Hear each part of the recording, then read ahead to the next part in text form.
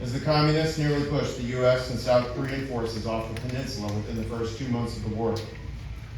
The courage and valor of our Korean War veterans turned the tide with the daring, amphibious invasion at Incheon that nearly enveloped the North Korean army.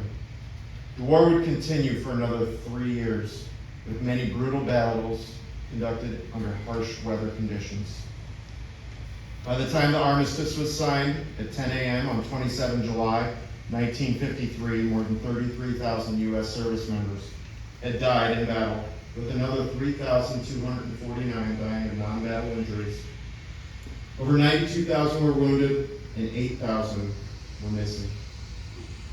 South Korea sustained 1.3 million casualties, including 415,000 dead. And casualties amongst our UN forces totaled 16,500, including 3,100 dead. The fighting ended with Korea divided into 2 states, roughly along the 38th parallel. It is no surprise that Rock Island Arsenal rapidly mobilized to support the Korean War, as it has for every conflict since the Spanish-American War. Employment at the arsenal doubled from 1950 to 52 to respond to the needs of our combat troops. Manufacturing and refurbishing small arms, artillery, and other essential combat equipment are just a few notable missions. Rock Island Arsenal's most publicized contribution to the Korean War was a 3.5-inch rocket launcher, or super bazooka, which is just fun to say. Rock Island Arsenal had technical responsibility to produce this weapon starting in 1948. 13 days after U.S. troops were ordered into battle, the first shipment of super bazookas was en route from the Quad Cities airport to the Korean Peninsula.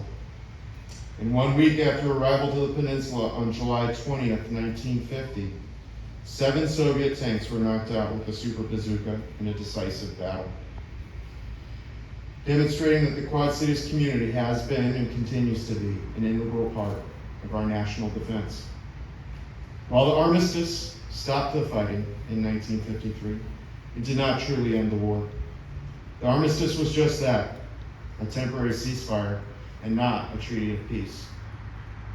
The shift from combat to diplomacy is never more evident than by the continued presence of our service members on the Korean Peninsula today, those that have stood watch for the past 70 years, honoring the legacy of our Korean War veterans. We remember and honor the service members who fought in the forgotten war. Their sacrifices cannot and will not be forgotten.